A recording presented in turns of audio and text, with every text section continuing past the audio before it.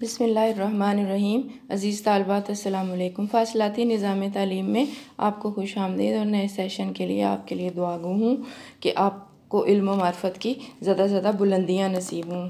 आज का हमारा टॉपिक है कौमी आमदनी और उसकी पैमाइश। ये पहला चैप्टर है आपके सिलेबस का। मैं आज सिर्फ आपको मफ़हूम बताऊँगी कि कौमी आमदनी कहते किसे हैं। असबाती मुआशियात के दो बड़े हिस्से हैं। एक जुज़वी मुआशियात। जुज़वी का मतलब होता है कि मईशत को छोटी छोटी इकाइयों में तकसीम कर दिया जाए, उसके अज्जा का अलग अलग जायज़ा लिया जाए, जैसे सारिफ़ का रवैया, जैसे कीमत का निज़ाम वगैरह वगैरह। क्लासिकल माहिरीन जुज़वी मुआशियात के पैरोकार थे। इनमें JB से ने बेहतरीन नज़रिया दिया था उस वक्त के हिसाब से, जिसने कहा था कि शय की रसद अपनी तलब ख़ुद पैदा कर लेती है। लेकिन बिलाखिर यह नज़रिया 1930 के आलमी इक़्तिसादी बहरान की वजह से नाकाम साबित हो गया। उन्होंने कहा था कि दुनिया में हर वक्त कामिल रोज़गार पाया जाता है, लेकिन हकीकी दुनिया में कामिल रोज़गार का पाया जाना नामुमकिन है। कामिल रोज़गार से मुराद ऐसी सूरत हाल है जिसमें काम करने की सलाहियत रखने वाले हर फ़र्द को उसकी ख्वाहिश के मुताबिक काम दस्तयाब हो। बाद वाले माहिरीन मुआशियात, जिनके रूह रवां डॉक्टर केन्स थे, उन्होंने कुल्ली मुआशियात को मकबूलियत आमा बख्शी। उनके मुताबिक मईशत का जायज़ा बहसीयत मजमुई यानी कुल्ली तौर पर लिया जाता है और मसाइल को कौमी और बैनुल अक़वामी सतह पर बयान किया जाता है। मसलन कौमी आमदनी, कौमी सतह पर रोज़गार, कौमी सतह पर बचत और सरमायाकारी वगैरह। मुआशियात के बारे में आप सब जानते हैं कि ये ज़राए के महदूद होने और हाजात के बेशुमार होने के इल्म का नाम है। तो एक माहिर मुआशियात का ये फ़र्ज़ है कि वह ऐसे इक़दामात तजवीज़ करे कि जिससे ना सिर्फ कौमी सतह पे पैदावार में इजाफ़ा हो बल्कि कौमी आमदनी में भी इजाफ़ा हो, और अशिया इस तरह से पैदा की जाएँ कि आम लोगों तक उसकी रसाई आसानी से और मुनसिफ़ाना तरीके से मुमकिन हो जाए। 4 फैक्टर्स ऑफ प्रोडक्शन के अमल में हिस्सा लेते हैं: ज़मीन, मेहनत, सरमाया और तंजीम। ये चारों अपना अपना हिस्सा हासिल करके अपनी ज़िंदगी को खुशहाल और बेहतर बना सकें। तो कौमी आमदनी का मफ़हूम इन्हीं चारों फैक्टर्स ऑफ प्रोडक्शन की आमदनियों के मजमूए के ज़रिए से मैं आपको बेहतर तरीके से समझाने की कोशिश करती हूँ। कौमी आमदनी का मफ़हूम मुख्तलिफ़ माहिरीन में अपने अंदाज़ में बताया है। जैसे डॉक्टर मार्शल कहते हैं, अशिया और ख़िदमात की वो ख़ास मिक़दार जो किसी मुल्क के लोग अपने सरमाए और कुदरती वसाइल से काम लेकर एक मुकर्रर अरसे में पैदा करते हैं, वो कौमी आमदनी है, और ये अरसा आमतौर पर 1 साल का होता है। इस तारीफ़ में मैं ये समझ आई कि मुल्क में जो भी अशिया और ख़िदमात पैदा होती हैं, मसलन ज़रूरी फसलें, मसनूआत, मादनियात, जंगलात, हैवानात, नबातात वगैरह, इससे जो फ़िज़िकल नज़र आने वाली चीज़ें वजूद में आती हैं वो अशिया कहलाती हैं, वो कौमी आमदनी में शुमार होती हैं।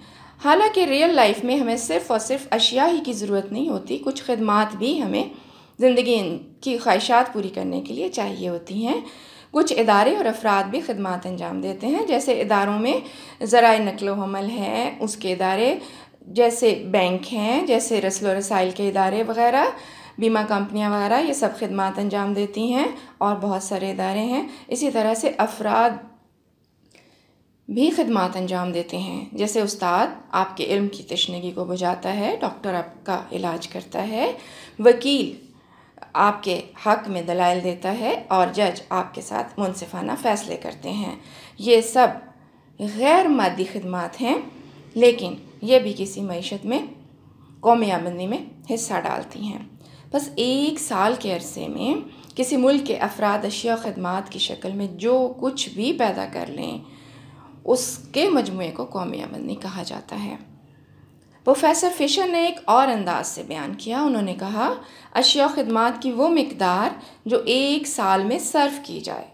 मार्शल ने तो कहा था कि जो कुछ अशिया खिदमात 1 साल में पैदा की जाए, उन्होंने पैदावार पे फोकस किया था, लेकिन फिशर कह रहे हैं जो कुछ अशिया खिदमात 1 साल में सर्फ की जाएँ वो कौमी आमदनी कहलाती हैं।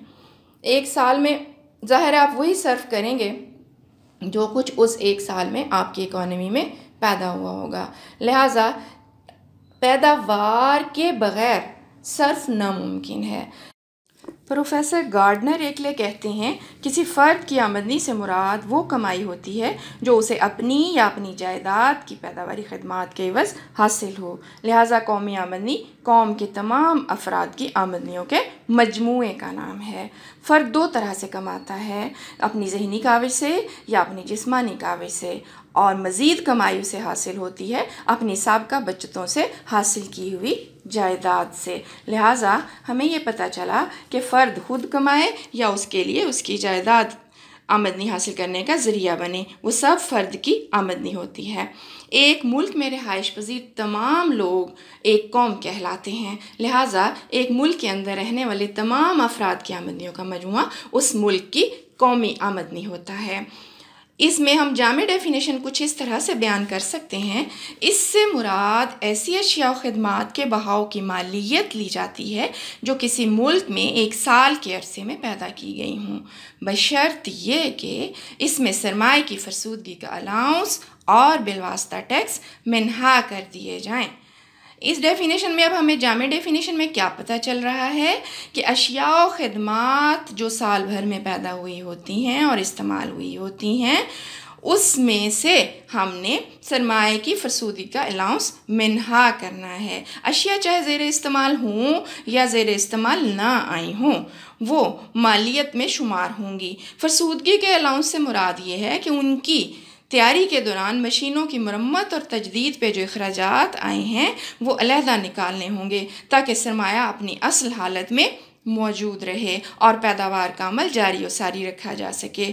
बाज़ औक़ात किसी शय की कीमत में टैक्स भी शामिल किया हुआ होता है जो हुकूमत की आमदनी का ज़रिया होता है, लेकिन जब हम कारोबारी अशख़ास की आमदनियाँ कैलकुलेट करते हैं यानी फ़र्द की आमदनी जानना चाहते हैं तो हमें उसमें से बिलवास्ता टैक्स यानी इनडायरेक्ट टैक्स माइनस करना होता है। मिसाल दे के समझाऊंगी। फ़र्ज़ करें, छोटी सी मिसाल है कि एक शख्स ने 5 पेप्सी की बोतलें फ़रोख्त की। अब 5 कोल्ड ड्रिंक्स उसने 25 रुपए के एवज़ पर कोल्ड ड्रिंक के हिसाब से फ़रोख्त की। 5 रुपए पर कोल्ड ड्रिंक गवर्नमेंट ने इनडायरेक्ट टैक्स लगाया हुआ था। बज़ाहिर उसकी सेल से जो उसके पास अमाउंट जमा होगी वो 125 रुपए होगी, लेकिन उस फ़र्द की ज़ाती आमदनी उस आमदनी में से टैक्स की रकम यानी 25 रुपए मिन्हा करने से हासिल होगी, यानी उस फ़र्द की ज़ाती आमदनी सिर्फ 100 रुपया होगी। आज के लिए इतना ही। अल्लाह हाफ़िज़।